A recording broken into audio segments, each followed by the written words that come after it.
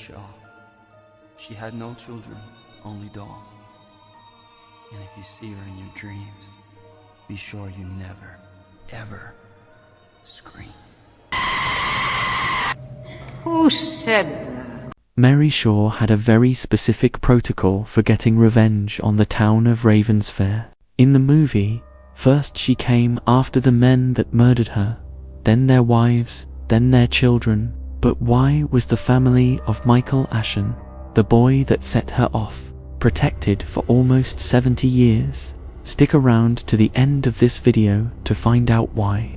In a very old interview with Bloody Disgusting, the writer Lee Whannell said he felt ventriloquism was underutilized in horror movies, and he was inspired to create the character of Mary Shaw.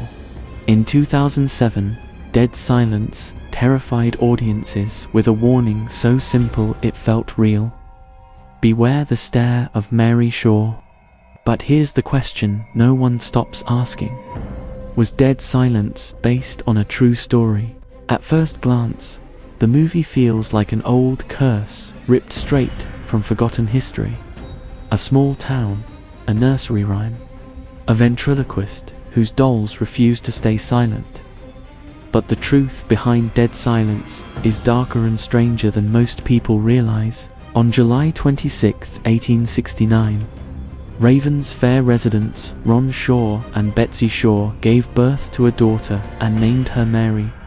Young Mary had a fascination with dolls, and eventually took up the hobby of creating them. She created 101 traditional dolls, which included the likes of Holly, Kenneth, Gregory, and of course Billy. Mary referred to the dolls as her children. Her creepy connection to her dolls caused the people in town to bully her, resulting in her becoming mentally unhinged. As a result of this, Mary kept a scrapbook, keeping track of the families who made fun of her. She also used photographs and newspaper articles to memorize the names and faces of the families in their small town. At some point, she began making sketches for what she considered to be the perfect doll. Who said that? I did. I can see it. Her lips are moving. What do you say to that? Young Michael here doesn't think you're a real person. What do you mean, Mother? He thinks you're a dummy, and that I'm doing your voice for you. Despite what the movie wants you to believe, Dead Silence is not based on a real legend. Mary Shaw never existed. There is no historical town cursed by a ventriloquist, and no real cases of victims found without their tongues. The film borrows heavily from real human fears.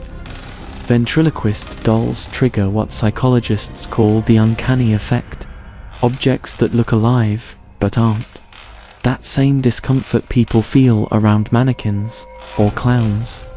In the early 1900s, traveling performers like ventriloquists were often mistrusted. They moved from town to town, no roots, no records, perfect fuel for paranoia. What makes Dead Silence disturbing isn't the curse. It's the idea that silence equals survival. Most horror movies tell you to run, to fight, to scream. Dead Silence tells you to do the opposite. Stay quiet or die. And that psychological twist is why so many viewers swear the story must be real. So no, Dead Silence isn't based on a true story, but it was engineered to feel like one. A fake legend built from real fears, real paranoia, and a warning your brain refuses to forget. Because once you hear the rhyme, you never really forget it. Beware the stare of Mary Shaw. If you want the truth behind horror movies, subscribe and tell us, could something like Dead Silence ever be real?